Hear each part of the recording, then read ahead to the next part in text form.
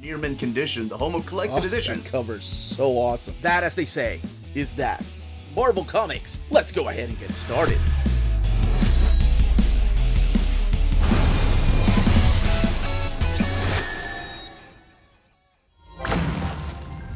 How's it going, all you mentees? Uncanny Omar here from Near Mint Condition, the home of collected editions. And join me today for my overview of the Miracleman, the Silver Age collection from Marvel Comics. So let's go ahead and get started.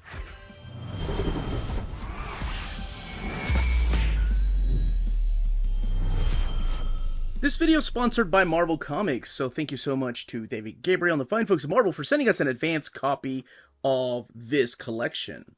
So we are looking at the Miracleman, the Silver Age trade paperback from Marvel Comics, and this book is due out in the direct market and book market on May 7th or 8th, depending on where you get your books. Now, I do want to stress that this is the second book in the Neil Gaiman and Mark Buckingham era of Miracleman. So to kind of give you an idea of where it fits into the chronological order of reading Miracleman, it does take place after the Omnibus edition, which is also available in a trade paperback epic-sized book. And then you have the Miracleman Golden Age by Neil Gaiman and Mark Buckingham. And then this, the Silver Age, again by Neil Gaiman and Mark Buckingham. 30 years in the making. Long time coming. So I'm going to give you a quick look at first the aesthetics of the book. So you have the cover here by Mark Buckingham showcasing the Miracle family. The spine right there, Miracleman, the Silver Age, Gaiman and Buckingham. And then you have young Miracleman down there. And then the back of the book right here. So Neil Gaiman and Mark Buckingham present a story decades in the making, and that is so true. The Marvel logo, the ISBN, retail price $24.99, and what it collects here. Now, before I even crack it open, I do want to go ahead and state that in order to talk about this book, I have to talk about the things that happened in the previous book. So there is going to be some spoiler talk about what happened previously. Just to give you the pitch of what's happening here, though, I do have to talk about those books. Okay, let's go ahead and crack it open and talk about this amazing series. Okay, so let's go ahead and get this book opened. Here's the previous collected edition, which I showed earlier. And then written by Neil Gaiman, Mark Buckingham, Jordi Belair doing the colors. D'Israeli is doing the prologue, and then the lettering by Todd Klein. And the dedications here on the left. And the table of contents on the right, including a prologue. So this collects Miracleman by Gaiman and Buckingham, the Silver Age 1 through 7. And then material from Miracleman by Gaiman and Buckingham 1 through 6, which is pretty much the extras that are collected in here. The book has 216 pages and retails for $24.99. So this little prologue right here kind of lets you know what happened previously, but I am going to talk just a little bit about what happened previously. So, of course, this is after the events of the original series. So this is the story of Mickey Moran and how he found out that he wasn't a superhero in the 50s, but as it turns out, he was part of this experiment that the government wanted to shut down. And he had two sidekicks. He had young Miracleman and kid Miracleman. And as he wakes up from this dream in the original series, the truth is revealed that he was nothing more than an experiment with some alien technology that Dr. Garganzo did. And unfortunately for him, the original young Miracleman died in the 50s, and kid Miracleman, Johnny Bates, still lived in the 80s with him, and then he turned evil and just destroyed London, and there was a huge fight where it led to Miracleman having to kill kid Miracleman. Now, in comes Neil Gaiman and started writing the Golden Age along with Mark Buckingham. And that story is pretty much setting up what the world is like in the era of Miracleman just having won and making it into a utopia. So in the first volume, in the Golden Age volume, this is why I said I think it's really important to read the Miracleman Omnibus or the trade paperback if you want to read it that way, and the Golden Age. Because in the Golden Age is where you set up the world building. You get to find out how exactly Miracleman is being worshipped almost like a god of our planet. How him and the aliens, the Quiz, have kind of rebuilt the world, and everybody has enough food to eat. There are no more wars. And then later on, you get to find out how the rest of the world is. So that one actually works like a Twilight Zone-ish episodic type of story, where each issue that was collected in the Golden Age introduces you to more and more of the world. Like, you get to find out about this windmill caretaker named John Galloway, who gets a visit from Miraclewoman, so you get to find out a little bit more about her. You have the return of Dr. Gargunza, who is being taken care of by the clones of Andy Warhol. There's spies and what to do with spies in this world. It's already a utopia. And then you get to find out how Winter, his kid, was actually born, because if we're living in this state of suspended animation and your body is going into the underspace and being switched out with your super body, then how can you possibly have a child? So it goes into detail as to how all of that happens.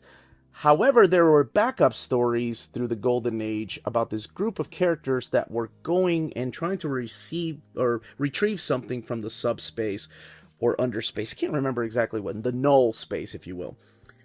And what they're trying to retrieve are the remains of young Miracleman. So the character, Dickie Dauntless, who died a long time ago, they want to revive him. And they do. They succeed. So that's what leads into this particular story. Now, this one doesn't read like a world-building, episodic type of book. This is really the story of Dickie Dauntless, young Miracleman, waking up in 2003. And having died, I think it was in 1963 is when he died. So 40 years later, this is the story of a young man out of time. It's very similar in the way that Captain America is, but man, this is so different, because he is waking up to this perfect utopia. You have humans coexisting with alien beings, so things are different now. It's not just that he misses his mom and dad, which is a really sweet take on this character, but he has to live and wake up with people that have been enhanced so they can be superhumans. The Quiz are living here, and so are the warp smiths, who are actually sending some of their own to check on the world to see if this utopia is still working or not, because Miracleman has rebuilt the entire world, where, as I mentioned, there are no wars, people have enough food to eat, there's really no quarrels going on between people, there's no reason to be fighting. So how can we exist in this perfect world? And that's what he's trying to do. He's trying to exist here and wake up into this weird futuristic utopia set again in the year 2003. Because remember, the Golden Age took place in the 90s, and this is taking place in 2003. Beautiful, absolutely stunning artwork by Mark Buckingham. So you get to see some of the enhanced people here at the very beginning, like Panorama. There's also Kay, there's Zapster. And they do kind of play an important part, because you find out that Miracleman has been having kids. You know, it's not just Winter that's his child, but it's all these other kids that are here. And that's making Dickie Dauntless feel a little less special, because it was just him and Kid Miracleman and Miracleman when he last remembered. Then he starts having these memories. So this is basically the story of young Miracleman and how he's reacting to this world. And it goes places, of course it goes places that I didn't expect it to go, because we are talking about Neil Gaiman. I'm going to skip a little bit through here. So there's a whole celebration for him, and he still feels completely left out.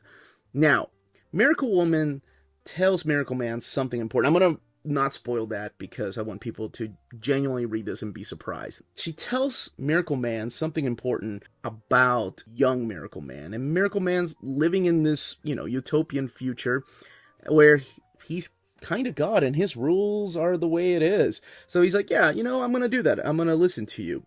And that sets off young Miracleman, and he leaves.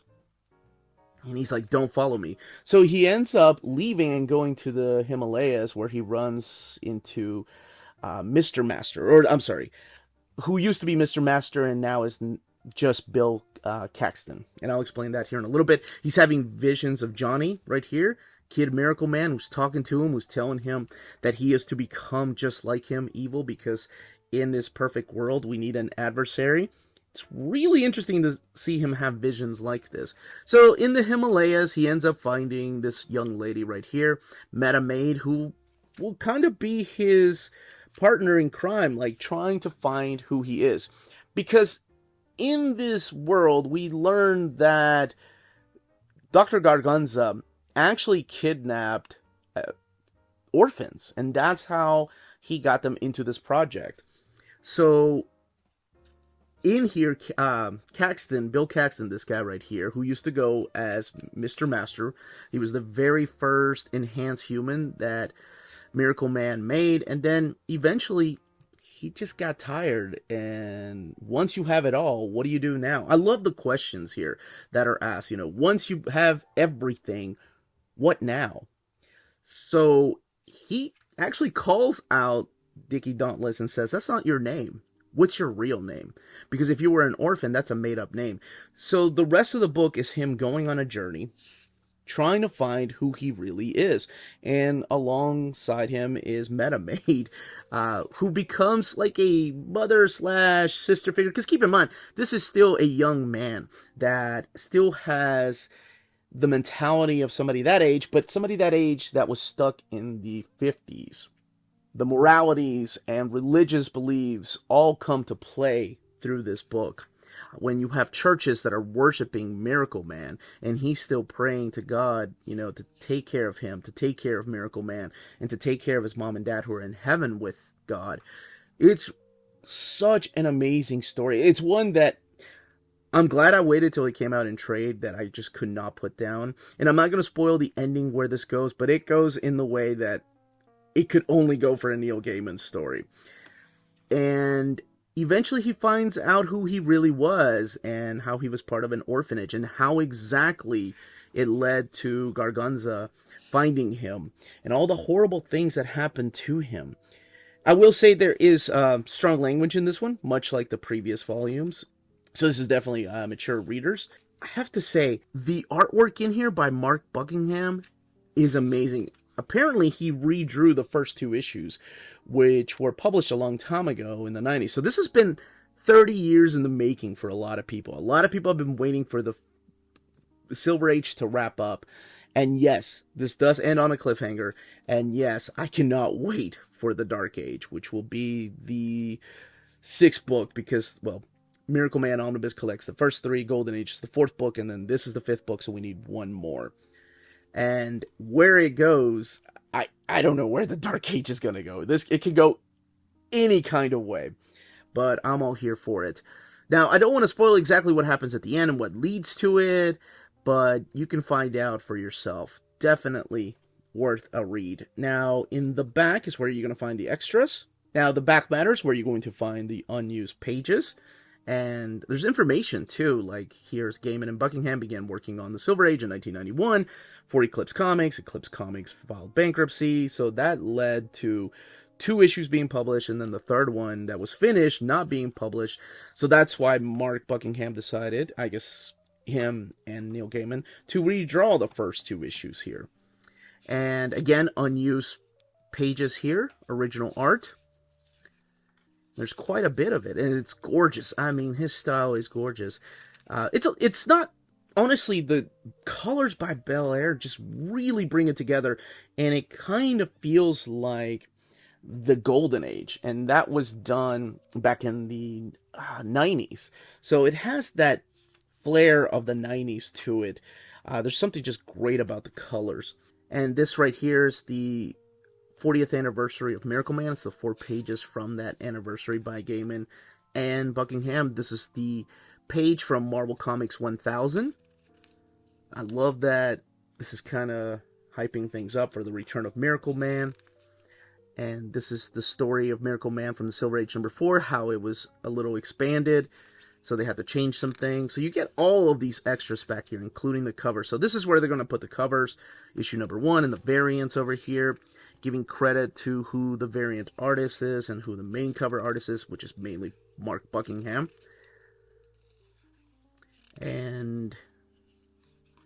Again, the variants on the opposite side in a thumbnail size. And then this right here, which is the second printing cover to Marvel Comics 1000. And then this is the classic, or the original Epic. But that's it. That, as they say, is that. And that was the content and page count of this collection. Let me know in the comments down below if you've read Miracleman, what you thought about the story, if you're continuing the journey of Miracleman, and of course, if you cannot wait for the third installment of Neil Gaiman and Mark Buckingham's Miracleman: The Dark Age. If you have any questions, leave them down below. Don't forget to smash that like button, everybody. Thank you so much for watching. Stay healthy and safe out there. Much love.